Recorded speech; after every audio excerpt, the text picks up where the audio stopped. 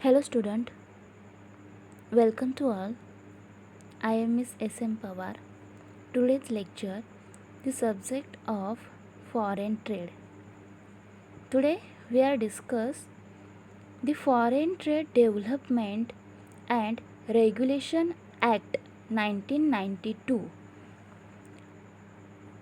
आज आपण या लेक्चर्समध्ये the Foreign Trade Development and Regulation Act 1992 याचा स्टडी करणार आहोत.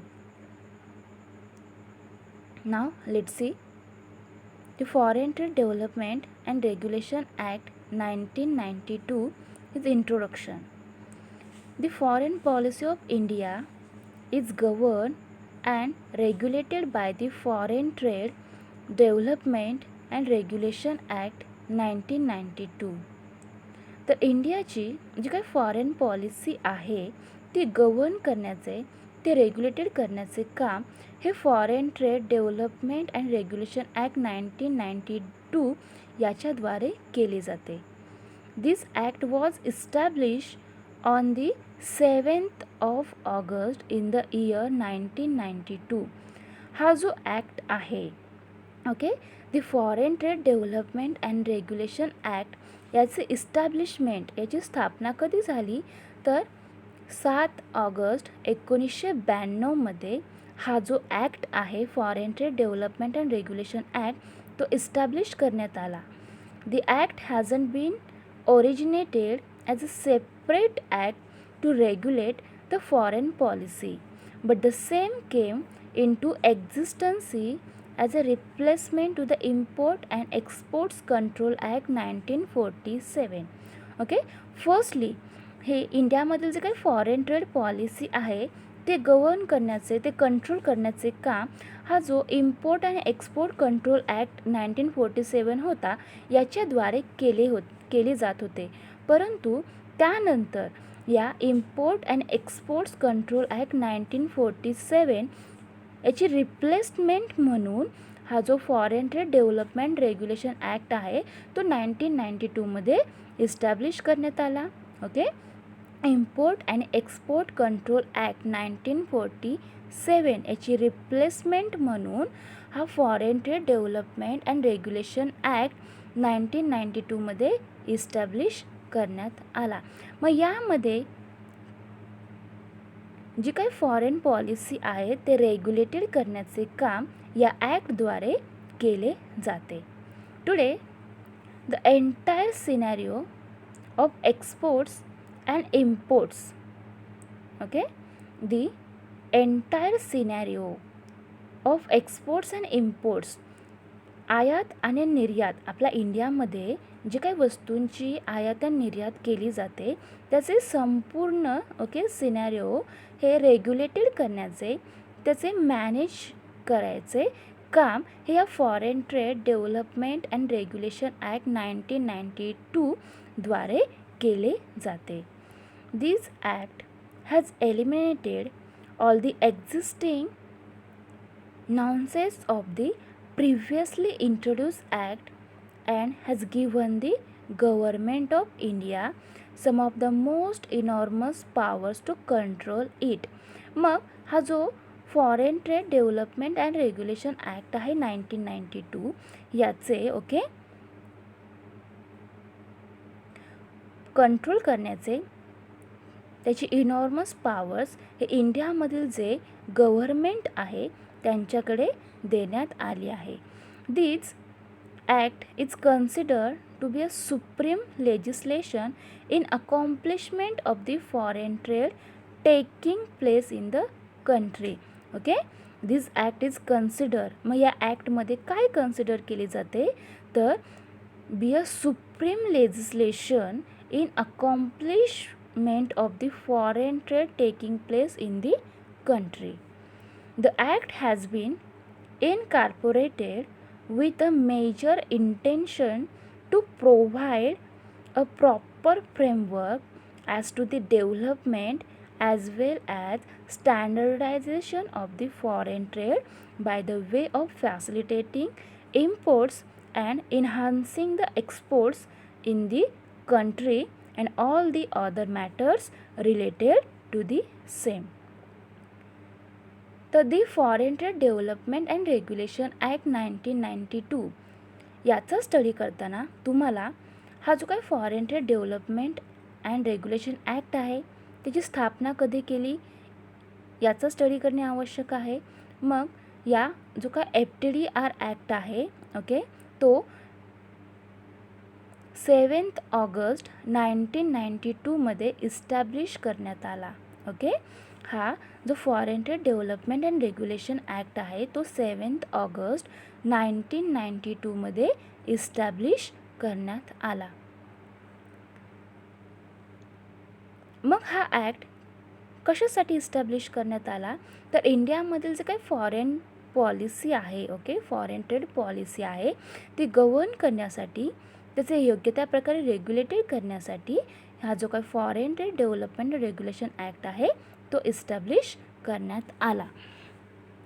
तर फर्स्टली आपल्या इंडियामध्ये हा जो foreign trade development regulation act आहे तो इस्टॅब्लिश करायच्या आधी import and exports control act जो 1947 मध्ये इस्टॅब्लिश करण्यात आला होता तो जे काही इंडियामधील फॉरेन ट्रेड पॉलिसी आहे ते कंट्रोल करण्याचे ओके काम या ॲक्टद्वारे केले जात होते. मग यामध्ये import and exports control act 1947, import control order 1955, export control order 1988 okay हे जे काही 3 ॲक्ट्स आहेत ओके कोणते 3 ॲक्ट्स तर import and export control act 1947, import control order 1955, export control order 1988 या 3 ॲक्ट्सला रिप्लेस्ड म्हणून हा foreign trade development and regulation act 1992 मध्ये इस्टॅब्लिश करण्यात आला. मग या foreign trade and development regulation ॲक्टची काही ऑब्जेक्टिव्ज आहेत त्यांची काही उद्दिष्टे आहेत तर ती ऑब्जेक्टिव्ज कोणते आहेत तर फर्स्ट ऑब्जेक्टिव्ह आहे to provide development and regulation of foreign trade by facilitating more exports than import. तर यांचा फर्स्ट ऑब्जेक्टिव्ह काय आहे तर इंडियामध्ये जे इम्पोर्ट एक्सपोर्ट केले जाते वस्तूंचे जे काय इम्पोर्ट एक्सपोर्ट केले जाते तर यामध्ये जी एक्सपोर्ट आहे जी वस्तूंची निर्यात केली जाते ते एक्सपोर्ट वाढवण्याचे काम ते इन्क्रीज कसे होईल याच्यावरती लक्ष दिले जाते. त्याला एक्सपोर्ट ओके वस्तूंची आपल्या इंडियामधून जास्तीत जास्त मोठ्या प्रमाणात निर्यात व्हावी एक्सपोर्ट व्हावे यासाठी मोटिवेट केले जाते. ओके या foreign trade development and regulation act जो 1992 मध्ये इस्टॅब्लिश झाला त्याचे फर्स्ट ऑब्जेक्टिव्ह आहे इंडियामध्ये जी वस्तूंची एक्सपोर्ट केली जाते ती इन्क्रीज व्हावी आणि ती इन्क्रीज करायची असेल त्याच्यामध्ये वाढ करायची असेल तर फर्स्टली जे काय एक्सपोर्ट आहे त्याला मोटिवेट करणे आवश्यक आहे. हा या foreign trade development and regulation ॲक्टचा काय आहे फर्स्ट ऑब्जेक्टिव्ह आहे. त्यानंतर सेकंड ऑब्जेक्टिव्ह आहे IEC.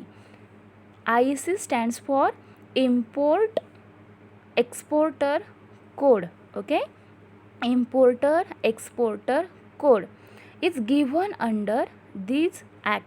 हा जो foreign trade development and regulation act आहे यामध्ये काय केले जाते तर जो importer and exporter okay code आहे तो याद्वारे दिला जातो.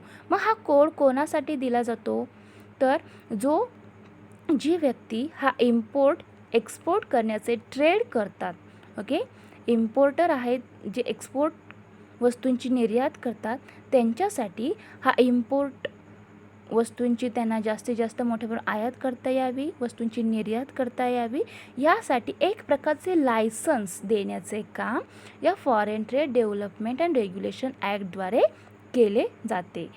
आणि हा जर त्यांच्याकडे कोड असेल ओके IEC हा याच कोडचा शॉर्ट फॉर्म आहे त्याचा लॉंग फॉर्म आहे इम्पोर्टर एक्सपोर्टर कोड. तर हा IEC असा कोड आहे की जेव्हा एखाद्या व्यक्तीला इम्पोर्ट करायची असेल किंवा एक्सपोर्ट करायची असेल वस्तूंची, तर त्यासाठी त्यांना लायसन्स असणे आवश्यक आहे आणि हे लायसन्सचा एक प्रकार आहे. ओके, IEC हा कोड एक लायसन्सचा प्रकार आहे. याच्याद्वारे ओके तो व्यक्ती काय करू शकतो, वस्तूंची आयात निर्यात करू शकतो. आणि हा जो इम्पोर्टर एक्सपोर्टर कोड आहे तो 10 डिजिट्सचा असतो. ओके, 10 अंकी हा नंबर असतो. आणि त्यानंतर थर्ड ऑब्जेक्टिव्ह आहे necessary provisions relating. Third objective आहे necessary provisions relating to appeal and revisions are also provided. तर हा जो foreign trade development and regulation act आहे याद्वारे ओके काय केले जाते, तर यामध्ये जी इंडियामधील इम्पोर्ट अँड एक्सपोर्ट आहे ते वाढवण्यासाठी, इन्क्रीज करण्यासाठी याच्याकडे फोकस केले जाते, लक्ष दिले जाते, त्याला मोटिवेट केले जाते. त्यानंतर इम्पोर्ट एक्सपोर्ट बिझनेस करायचा असेल तर असं बिझनेस करण्यासाठी त्यांना IEC हा कोड दिला जातो. हा एक लायसन्सचा एक प्रकारच आहे. त्यानंतर असं बिझनेस करताना ओके हा इम्पोर्ट एक्सपोर्ट बिझनेस कसा केला जातो, तर दुसऱ्या देशातून वस्तूंची निर्यात करणे आणि आपल्या देशातून वस्तूंची ओके आयात करण्या, वस्तू ज्या उपयुक्त असतील ते आयात करण्यासाठी दुसऱ्या देशाकडून त्या वस्तू आयात करणे. तर अशा वस्तूंची आयात निर्यात करण्यासाठी 2 किंवा त्याच्यापेक्षा जास्त कंट्रीबरोबर बिझनेस केला जातो. मग असे बिझनेस करताना ओके असा इम्पोर्ट एक्सपोर्ट बिझनेस करताना अनेक प्रॉब्लेम्स क्रिएट होऊ शकतात. ओके, अनेक केसेस घडू शकतात. मग असे प्रॉब्लेम्स क्रिएट झाले, केसेस निर्माण झाल्या, तर त्यासाठी त्या जे काही केस असतील ओके जे काही केसेस असतील ते सॉल्व करण्यासाठी त्याचे जे काही प्रोव्हिजन्स आहेत त्या प्रोव्हिजन्स देखील ओके नेसेसरी प्रोव्हिजन्स या foreign trade development and regulation ॲक्टमध्ये करण्यात आले आहेत. तर हे या foreign trade development and regulation ॲक्टची मोस्ट इम्पॉर्टंट असे हे 3 ऑब्जेक्टिव्ज आहेत. तर ते 3 ऑब्जेक्टिव्ज कोणते आहेत, तर फर्स्ट ऑब्जेक्टिव्ह आहे to provide development and regulation of foreign trade by facilitating more exports than imports. Second objectives, IEC import exporter code is given under this act, and third is necessary provisions relating to appeal and revision are also provided. Under this act, various powers have been bestowed upon the central government.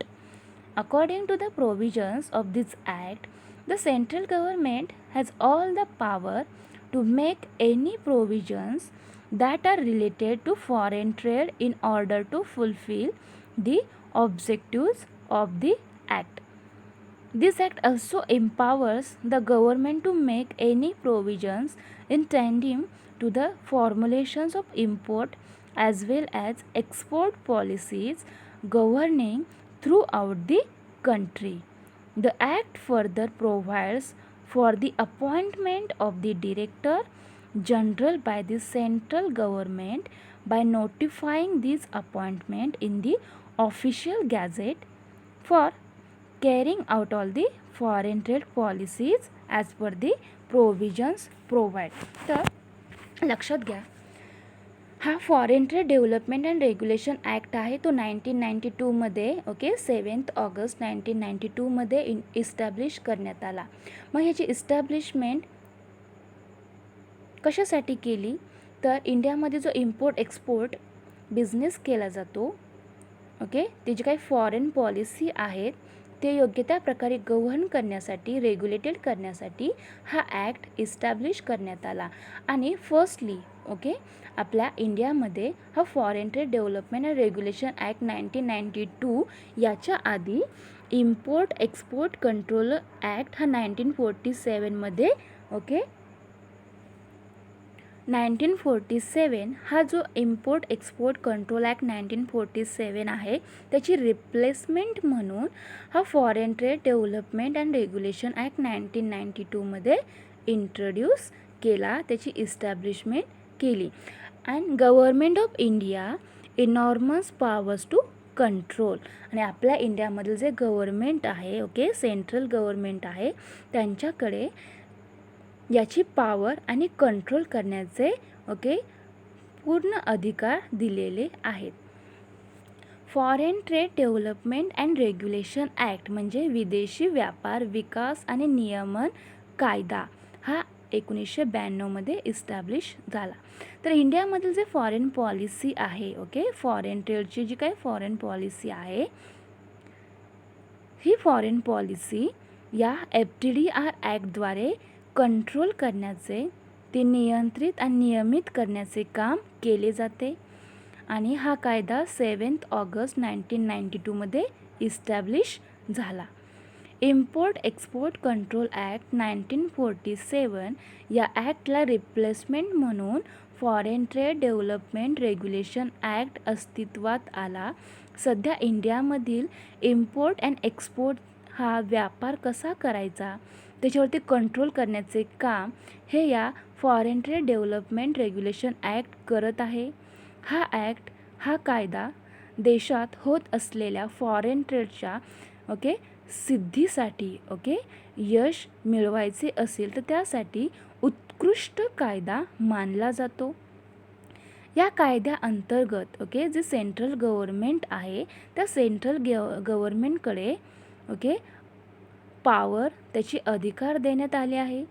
या कायद्याच्या जे काही provisions आहेत, okay, provisions means त्याच्या तरतुदी, या कायद्याच्या उद्दिष्टांची पूर्तता करण्यासाठी फॉरेन ट्रेड रिलेटेड असलेल्या कोणत्याही तरतुदी करण्याचे या सेंट्रल गव्हर्मेंटकडे सर्व अधिकार, त्याची पॉवर आहे. हा कायदा, ओके, हा जो काय ॲक्ट आहे तो गव्हर्मेंटला देशभरात शासन करणाऱ्या इम्पोर्ट पॉलिसीच्या तसेच त्याच्या धोरणांच्या अनुषंगाने कोणत्याही तरतुदी करण्याचे, प्रोविजन्स करण्याचे पॉवर, त्याची अधिकार याकडे दिली जाते.